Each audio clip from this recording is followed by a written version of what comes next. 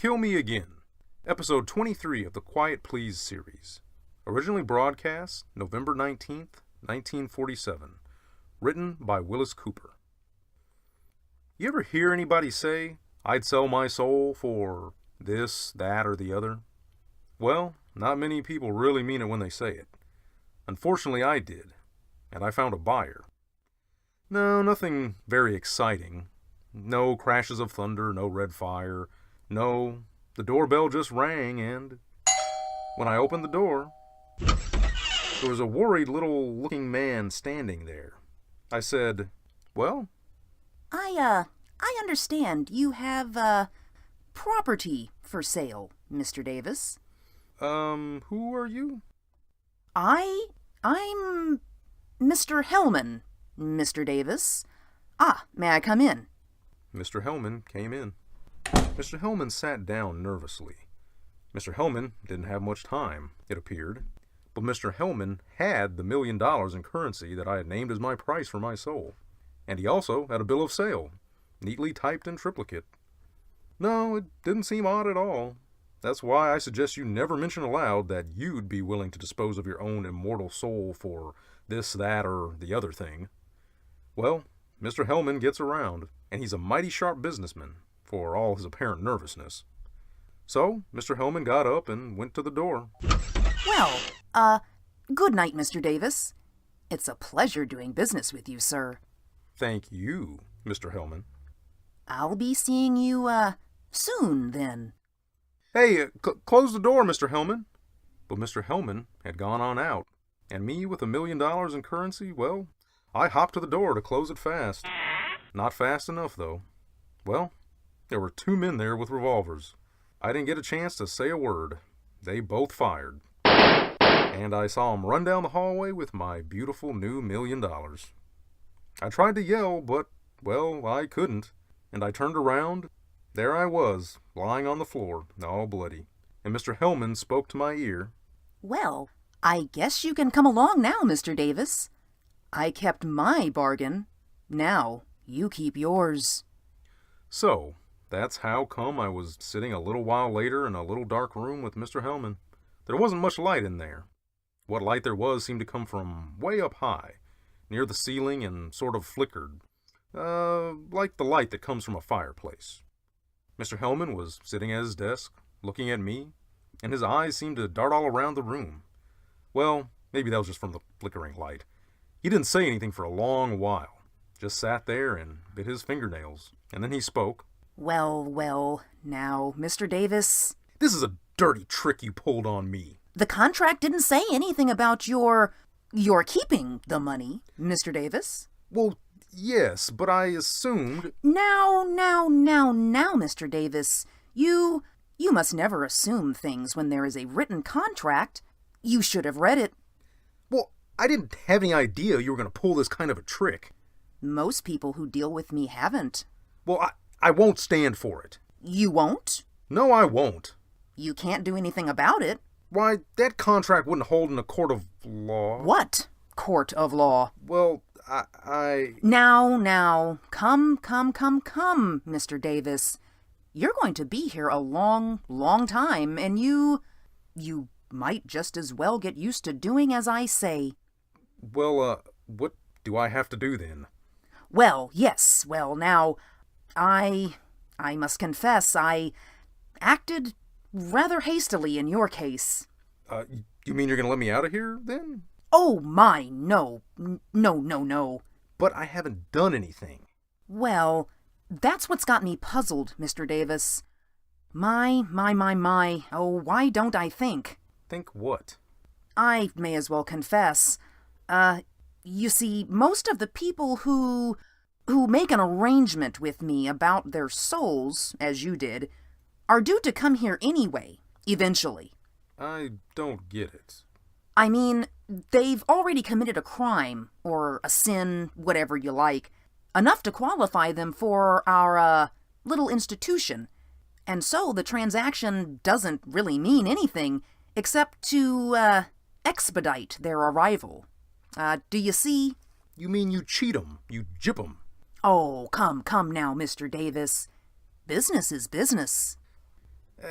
I suppose so. But what does that have to do with me? A great deal, Mr. Davis. Your soul belongs to me, according to the terms of our contract, you see.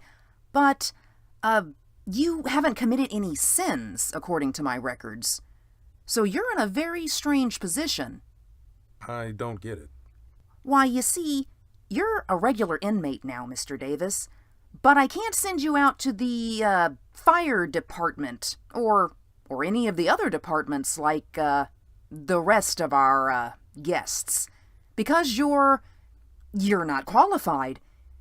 It's very, very distressing. Yes. Yes, it must be.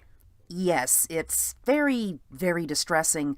I'm really ashamed of myself. I feel awfully sorry for you, Mr. Hellman. I've been running this place for so long, and I've never had a slip-up before. Believe me, if this gets around... Oh, Mr. Davis, promise me one thing. What? Promise me you'll never say a word about this to anybody around here. Well, that depends on how I'm treated, Mr. Hellman. Oh, dear. I knew you'd take advantage of me. Well, I'm a businessman too, Mr. Hellman. Oh, dear, dear. You said, you never had a slip-up before? Never. Never once. Never once in ever so many years. Never once. Well, how about Dante? He was down here. Dante. Don. Oh, you mean that Italian fellow with the long robe. Wore a wreath of leaves around his head? Oh, yes, I remember him. I remember him quite well. This place was a mess for weeks after he was here. Well, you let him out. I had to. He was a visitor, you see. He was alive. I see. And you know what that man did? He wrote a book about this place, and what that book did to business. Why, do you know business fell off 13% the very first year? That's awful, Mr. Hellman. You have no idea what I went through. I'm a writer too. Ah, Mr. Davis, allow me to call your attention to the fact that I have a very special department in this place for writers. Oh? A very, very special department. Yes. Remind me to show you someday the lovely little apartment in there that I fixed up, especially for Mr. Dante. Well, isn't he here? That sissy. He didn't have the basic ordinary human decency to afford me an opportunity to welcome him back. Not Mr. Dante. He lived an exemplary life and died full of virtue. The coward. Well. Yes. But that doesn't, solve my problem with you. I can't wait, Mr. Hellman. Yes, well, doubtless I'll find something for you to do, Mr. Davis. And in the meantime, just feel free to go anywhere.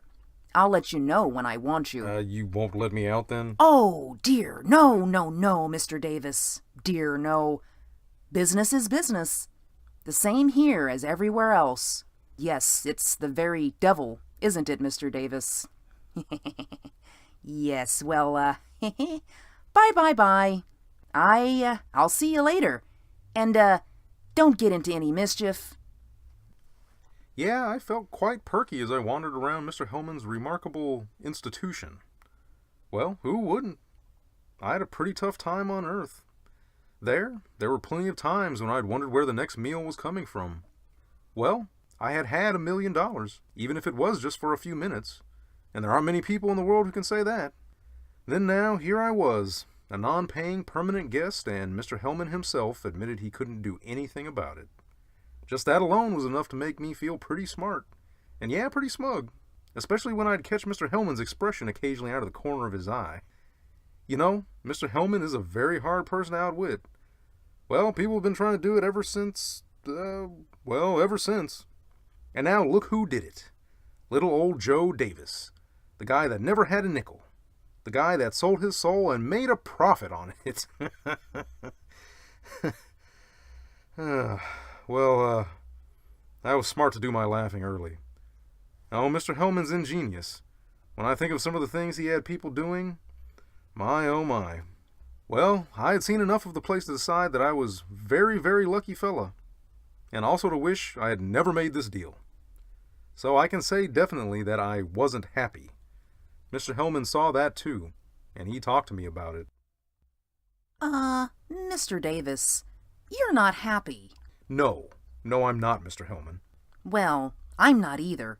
Yes, but you can do something about it. I can't. You're a disturbing influence here. Well, I can't help that. You brought me here. You're ruining the morale here. How? Well, you keep telling my staff members how you outsmarted me on this deal. No, I don't. I tell them how you outsmarted yourself. Well, I want you to stop it.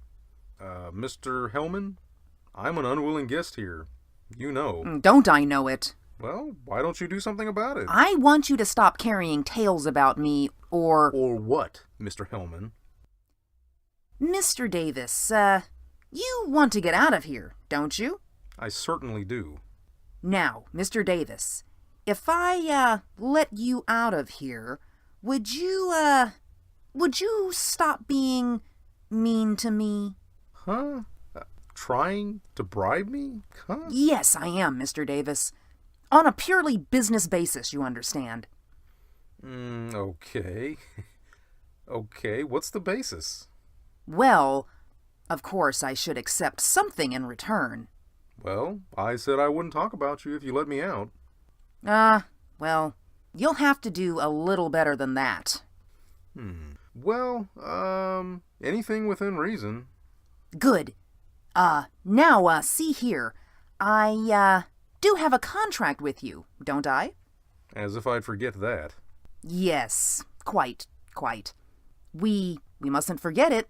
Now, Mr. Davis, tell me, have you ever considered murder? Murder? Exactly. No, I've never considered murder, Mr. Hellman. And if you think you're gonna suck me into committing a crime so you can put me out there with the other boys and girls... Oh, now, Mr. Hellman, really, I did think you were smarter than that. Why, even after the way you messed up this deal between us... Now, don't rub it in, Mr. Davis. Well, I mean... You see, I could give you leads. All you have to do is appear on Earth and sort of, stick around, giving these various people an opportunity to murder you. And then, well, you see, they automatically qualify for a place here. No, I got murdered once, thank you. You're quite welcome, I'm sure. Now, what about it? Solves both our problems, doesn't it? Well, what happens after I get murdered? Oh, you'll come back here until I have another assignment for you. Come back here? Of course. I want this to be a home for you, Mr. Davis. No. You have a very nice, comfortable apartment, Mr. Davis, and no work whatever to do, you know. I don't like it, though. Why, Mr. Davis, you might have to give up your comfortable apartment, you know, if you're not cooperative. Oh, threatening me, huh? Oh, no. But the shortage, you know. You'd kick me out into the cold? Oh, not the cold. Dear, no, Mr. Davis. Not the cold. Yeah, I don't like it. Mr. Davis, do you remember what, strawberry shortcake tastes like? Oh, gosh. Do you remember the blue sky with white fleecy clouds floating in on a summer afternoon? Green grass, trees. Remember the sound of dogs barking at night? And going swimming in the ocean. And snow. Beautiful white snow. Rain. Lovely, cool rain at the end of a hot August day. A new suit of clothes. Apple pie. Listening to music with a beautiful girl by your side. Going fishing at Tomahawk Lake. Radio, movie. Oh my, I shouldn't have said that. A cold glass of beer. What do you say, Mr. Davis? Mr. Hellman, you've sold a bill of goods. Just sign here, Mr. Davis.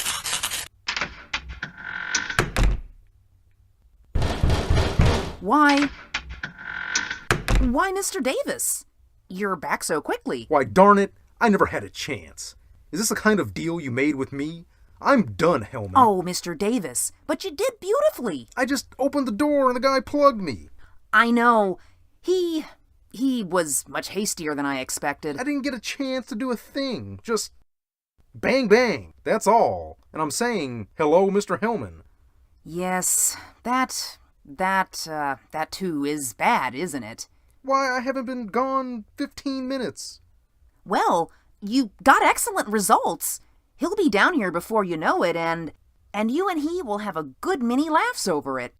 Yeah. Before I give him his assignment. Yeah. Well, now, shall we try again, Mr. Davis? We shall not.